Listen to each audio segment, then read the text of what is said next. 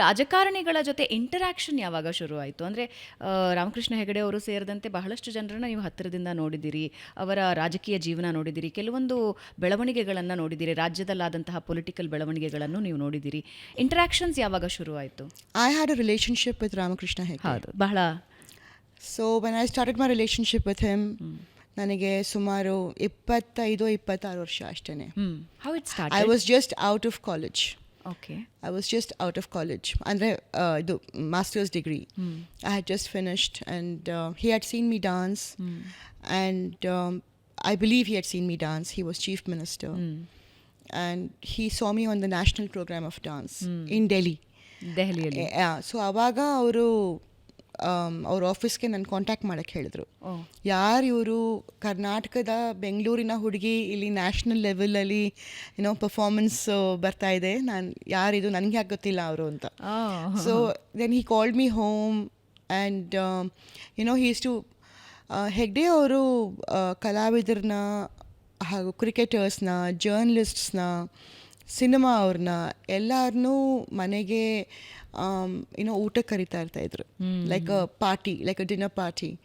And he enjoyed being with every one, and he enjoyed different perspectives on life and living, and how people were negotiating their life. So that's how I started getting to know him.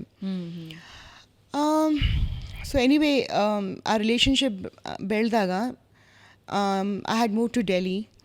And I was ಸುಮಾರು 88-90ರಲ್ಲಿ ನಮ್ಮ ಮನೆಗೆ ತುಂಬ ಜನ ಬರ್ತಾ ಇರ್ತಾಯಿದ್ರು ಆವಾಗ. Prime ministers, chief ministers, ತುಂಬ union ministers, vice president.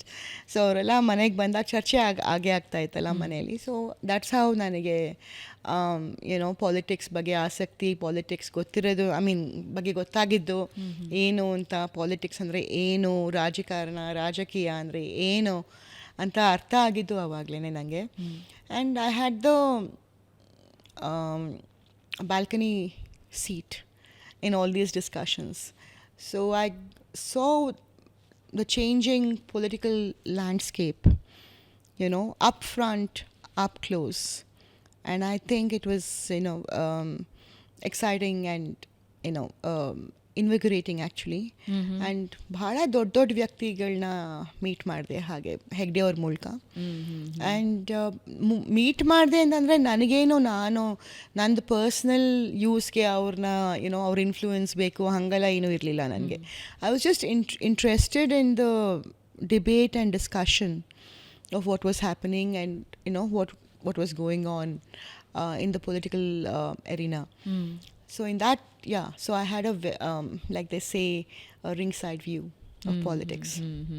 Ramakrishna Hegde ಅವರಿಂದ ರಾಜಕೀಯದ ಬಗ್ಗೆ ಆಸಕ್ತಿನೂ ಬೆಳೀತು, ಮತ್ತು ಅದರ ಹಲವು ಘಟನೆಗಳು, ಹಲವಾರು ಬೆಳವಣಿಗೆಗಳಿಗೆ ನೀವು ಸಾಕ್ಷಿಯಾಗಿದೆ. ಕೆಲವೊಂದು ಡಿಸ್ಕಷನ್ಸ್ ಆಗುವಾಗ ನಿಮ್ಮ ಗಮನಕ್ಕೂ ಬರ್ತಾ ಇತ್ತು.